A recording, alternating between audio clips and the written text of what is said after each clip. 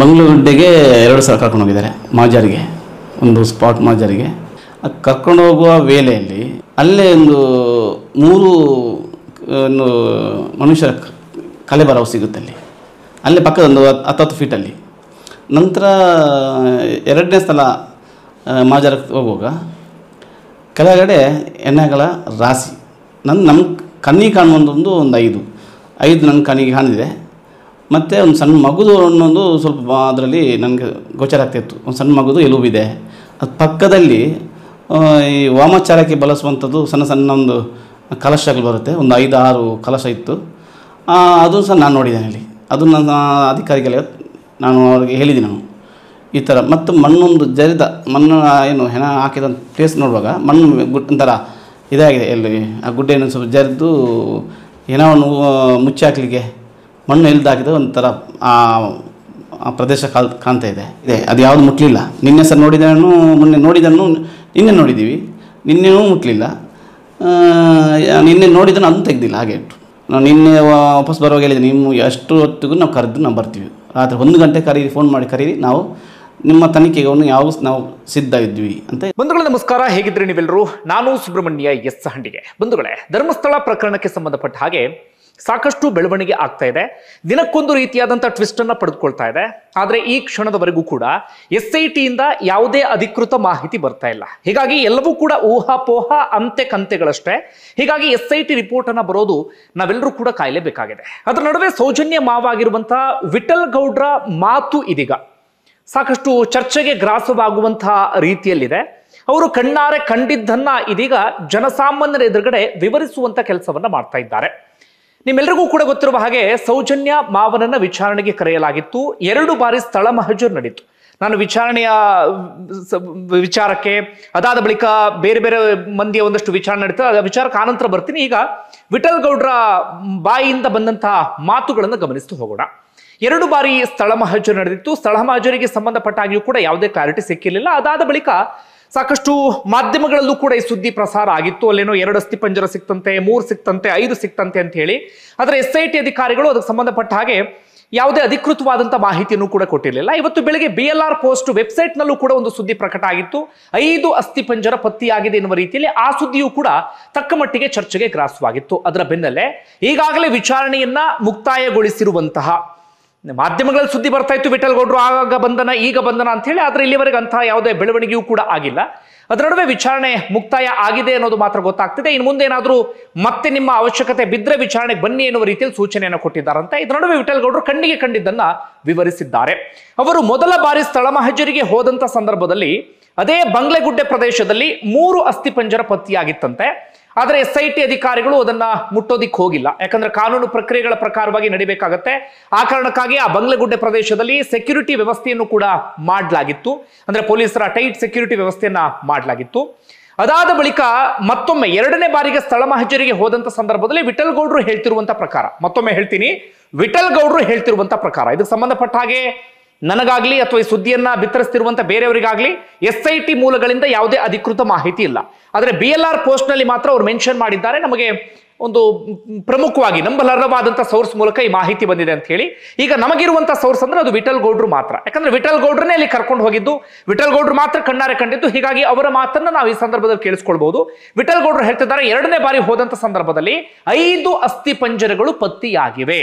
ಅದರಲ್ಲಿ ಒಂದು ಅಂದ್ರೆ ಕಣ್ಣಿ ಕಾಣುವ ರೀತಿಯಲ್ಲಿ, ಒಂದು ಸಣ್ಣ ಮಗುವಿನ ಅಸ್ಥಿಪಂಜರ ಇದ್ದ ಹಾಗ ರೀತಿಯಲ್ಲಿತ್ತು ಎನ್ನುವಂತ ಮಾತನ್ನು ಕೂಡ ವಿಠಲ್ ಗೌಡ್ರು ಹೇಳ್ತಿದ್ದಾರೆ. ಅದೇ ರೀತಿಯಾಗಿ ಪಕ್ಕದಲ್ಲಿ ವಾಮಾಚಾರ ಅಥವಾ ಮಾಟಮಂತ್ರ ಮಾಡಿದ ರೀತಿಯಲ್ಲಿ ಒಂದಷ್ಟು ಮಡಿಕೆ ಕುಡಕೆಗಳನ್ನು ಕೂಡ ಎಸೆಯಲಾಗಿತ್ತಂತೆ. ಅಂದ್ರೆ ಆ ದೇಹವನ್ನ ಹೂತು ಹಾಕಿರ್ಲಿಲ್ಲ, ಅದು ಮಣ್ಣಿನ ಮೇಲೆ ಕಂಡಂತ ದೇಹಗಳದು. ಅದು ಸಹಜವಾಗಿ ಒಂದಷ್ಟು ಪ್ರಶ್ನೆಗಳೆಲ್ಲವೂ ಕೂಡ ಉದ್ಭವ ಆಗ್ತಾ ಇದೆ. SIT ಅಧಿಕಾರಿಗಳು ಇದಕ್ಕೆ ಸಂಬಂಧಪಟ್ಟ ಹಾಗೆ ಗಂಭೀರವಾಗಿ ತೆಗೆದುಕೊಂಡಿದ್ದಾರಂತೆ. ಅವರು ಮುಂದಿನ ಪ್ರಕ್ರಿಯೆ ನಡೆಸ್ತಾರೆ. ಅದಕ್ಕೆ ಅವರು ಕೋರ್ಟ್ನ ಮೂಲಕ ಪರ್ಮಿಷನ್ ತೆಗೆದುಕೊಳ್ಬೇಕಾಗತ್ತೆ. ಅದಾದ ಬಳಿಕ ಗೃಹ ಸಚಿವರ ಜೊತೆಗೂ ಕೂಡ ಈ ವಿಚಾರಕ್ಕೆ ಸಂಬಂಧಪಟ್ಟ ಹಾಗೆ ಮಾತುಕತೆ ನಡೆಸಬೇಕಾಗತ್ತೆ. ಅದಾದ ನಂತರ AC ಬರಬೇಕಾಗತ್ತೆ. ಮುಂದಿನ ಪ್ರಕ್ರಿಯೆ ಏನ್ ನಡೆಸ್ತಾರೆ ಕಾದ್ ನೋಡೋಣ. ಅವರು ಅದನ್ನ FSL ಕಳಿಸ್ಕೊಡ್ತಾರೆ, ಅದ್ರ ರಿಪೋರ್ಟ್ ಬರಬೇಕು. ಆ ಪ್ರಕ್ರಿಯೆಗಳಲ್ಲೂ ಕೂಡ ನಡೀತಾ ಹೋಗುತ್ತೆ. ಅದು ಏನು ಅನ್ನೋದನ್ನ ಗಮನಿಸ್ತಾ ಹೋಗೋಣ. ಆನಂತರ ಅಸ್ಥಿಪಂಜರ ಸಿಕ್ಕ ಮಾತ್ರಕ್ಕೆ ನಾನಿದು ಏನೋ ಭಾರಿ ದೊಡ್ಡ ಸಂಚಲನ ಹಾಗೆ ಹೀಗೆ ಎನ್ನುವ ರೀತಿಯಲ್ಲಿ ಇದನ್ನ ತುಂಬಾ ಬೇರೆ ರೀತಿಯಲ್ಲಿ ಬಿಂಬಿಸುವಂತ ಕೆಲಸವನ್ನು ಕೂಡ ಮಾಡೋದಿಲ್ಲ. ಅದು ಯಾವ ಅಸ್ಥಿಪಂಜರ ಬೇಕಾದ್ರೂ ಆಗಿರಬಹುದು. ಅಂದ್ರೆ ಅಲ್ಲಿ ಹೇಗೆ ಅಸ್ಥಿಪಂಜರ ಬಂತು ಎನ್ನುವಂತ ಪ್ರಶ್ನೆ ಸಹಜವಾಗಿ ಉದ್ಭವ ಆಗುತ್ತೆ. ಸಾಧಾರಣವಾಗಿ ಏನಾಗುತ್ತೆ, ನೆಲದಲ್ಲಿ ಹೂತು ಹಾಕಿರಲಾಗಿರುತ್ತೆ ಸಾವನ್ನಪ್ಪಿದಂಥ ದೇಹವನ್ನ.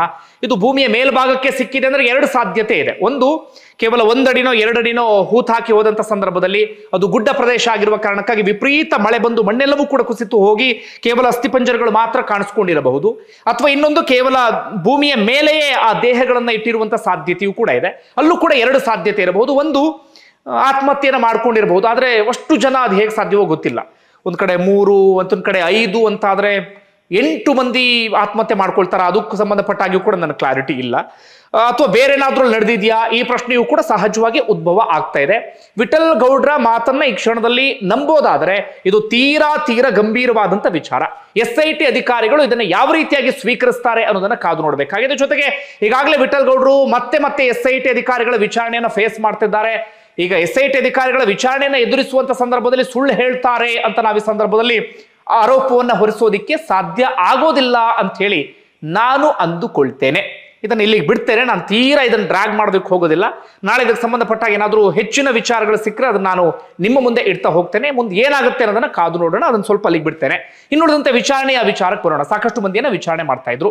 ಇವತ್ತು ಯೂಟ್ಯೂಬರ್ ಅಭಿಷೇಕ್ ಸಾಕಷ್ಟು ವಿಚಾರಗಳನ್ನ ಬೇರೆ ಮಾಧ್ಯಮಗಳ ಮುಂದೆ ಪ್ರಸ್ತಾಪ ಮಾಡಿದ್ರು. ಅವರ ಮುಖದಲ್ಲೂ ಕೂಡ ವಿಶ್ವಾಸ ಕಾಣಿಸ್ತಾ ಇತ್ತು. ಹಾಗೆ ಅಭಿಷೇಕ್ ಇನ್ನೊಂದು ವಿಚಾರಕ್ಕೆ ಸಂಬಂಧಪಟ್ಟ ಕ್ಲಾರಿಟಿಯನ್ನು ಕೊಟ್ಟರು. ನಮ್ಮನ್ನ ಕರೆದಿದ್ದು ಷಡ್ಯಂತ್ರ ಮಗದೊಂದು ಎನ್ನುವಂತ ಕಾರಣಕ್ಕಲ್ಲ. ನಮ್ಮನ್ನ ಕರೆದಿದ್ದು ನಮ್ಮ ಬಳಿ ಹೆಚ್ಚಿನ ಮಾಹಿತಿ ಇದೆ, ಆ ಮಾಹಿತಿಯನ್ನು ಪಡೆಯುವಂತ ಉದ್ದೇಶದಿಂದ ನಮ್ಮನ್ನು ಕರೆದಿದ್ರು. 5-6 ದಿನಗಳ ಕಾಲ ನಮ್ಮ ವಿಚಾರಣೆ ನಡೆಸಿದ್ರು. ನಮ್ಮ ವಿಚಾರಣೆ ಮುಕ್ತಾಯ ಆಗಿದೆ ಎನ್ನುವ ರೀತಿಯಲ್ಲಿ ಅಭಿಷೇಕ್ ಹೇಳಿದ್ರು. ಅಂದ್ರೆ ಅಭಿಷೇಕ್ ಹೇಳ್ತಿರುವಂತಹ ಪ್ರಕಾರವಾಗಿ ಅವರ ಬಳಿ ಹೆಚ್ಚಿನ ಮಾಹಿತಿಯನ್ನು ಸಂಗ್ರಹಿಸುವಂತ ಉದ್ದೇಶದಿಂದ ಕರೆದಿದ್ದಾರಂತೆ. ಇದು ಒಂದು ವಿಚಾರ. ಮತ್ತೊಂದು, ಯೂಟ್ಯೂಬರ್ ಮನಾಫ್ ವಿಚಾರಣೆಯೂ ಕೂಡ ಈಗಾಗಲೇ ಮುಕ್ತಾಯ ಆಗಿದೆ. ಜಯಂತ್ ಟಿ ವಿಚಾರಣೆಯೂ ಕೂಡ ಒಂದು ಹಂತಕ್ಕೆ ಎನ್ನುವ ಹಂತಕ್ಕೆ ಈಗಾಗಲೇ ಬಂದಿದೆಯಂತೆ ಎನ್ನುವಂತ ಮಾಹಿತಿಯೂ ಕೂಡ ಸಿಗ್ತಾ ಇದೆ. ಜಯಂತ್ ಟಿ ಮೂಲಕವೂ ಕೂಡ ಒಂದಷ್ಟು ವಿಚಾರವನ್ನು ಸಂಗ್ರಹಿಸಿದ್ದಾರಂತೆ. ಇನ್ನೊಂದಂತೆ ಗಿರೀಶ್ ಮಟ್ಟಣ್ಣನವರ ವಿಚಾರಣೆ ಕಂಟಿನ್ಯೂ ಆಗ್ತಾ ಇದೆ. ಒಂದು ಮಾಹಿತಿಯ ಪ್ರಕಾರ ಇವತ್ತಿಗೆ ಬಹುತೇಕ ಅಂತ್ಯ ಎನ್ನುವಂತ ಮಾಹಿತಿಯೂ ಕೂಡ ಬರ್ತಾ ಇದೆ. ನೋಡ ಅದಕ್ಕೆ ಸಂಬಂಧಪಟ್ಟಾಗ ಏನಾಗುತ್ತೆ ಅಂತ ಹೇಳಿ. ಒಟ್ಟಾರೆಯಾಗಿ ಜಯಂತ್ ಟಿ ಕೂಡ ಮಾಧ್ಯಮಗಳ ಮುಂದೆ ಮಾತಾಡಿದ್ರು, ಮನಾಫ್ ಕೂಡ ಮಾತಾಡಿದ್ರು. ಎಲ್ಲರೂ ಕೂಡ ತುಂಬಾ ಆತ್ಮವಿಶ್ವಾಸದಲ್ಲೇ ಇದ್ದಾರೆ. ಆದ್ರೆ ಮಾಧ್ಯಮಗಳಲ್ಲಿ ಯಾವುದೇ ಕ್ಷಣದಲ್ಲಿ ಬಂಧನ ಎನ್ನುವಂತ ಸುದ್ದಿ ಪ್ರಸಾರ ಆಗ್ತಾ ಇದೆ. ಆದ್ರೆ ಅಂತ ಬೆಳವಣಿಗೆ ಏನಾಗಿಲ್ಲ ಅಂತ ಇವ್ರು ಹೇಳ್ತಿದ್ದಾರೆ. ಆದ್ರೆ ನನಗೆ ಗೊತ್ತಿಲ್ಲ ಮುಂದೆ ಯಾವ ರೀತಿ ಬೆಳವಣಿಗೆ ಬೇಕಾದ್ರೂ ಆಗುವಂತಹ ಸಾಧ್ಯತೆ ಇದೆ. ಇವರನ್ನು ಯಾವ ಕಾರಣಕ್ಕೆ ಕರೆದಿದ್ರು ಅನ್ನೋದು ಸಂಬಂಧಪಟ್ಟಾಗಿಯೂ ಕೂಡ ಕ್ಲಾರಿಟಿ ಇಲ್ಲ. ಆದ್ರೆ ಅವರು ಹೇಳ್ತಿರುವಂತಹ ಪ್ರಕಾರವಾಗಿ ಅವರಿಂದ ಮಾಹಿತಿಯನ್ನ ಪಡೆಯುವಂತ ಉದ್ದೇಶದಿಂದ ಅವರನ್ನ SIT ಕಚೇರಿಗೆ ಕರೆಯಲಾಗಿತ್ತಂತೆ ಎನ್ನುವ ರೀತಿಯಲ್ಲಿ SIT ಅಧಿಕಾರಿಗಳು ಕೂಡ ತಮ್ಮ ತನಿಖೆಯನ್ನ ಈಗಾಗಲೇ ಚುರುಕುಗೊಳಿಸಿದ್ದಾರೆ. ಇನ್ನು ಯಾವ ಆಂಗಲ್ ಅಲ್ಲಿ ಹೋಗುತ್ತೆ ಅನ್ನೋದು ಕಾದು ನೋಡೋಣ.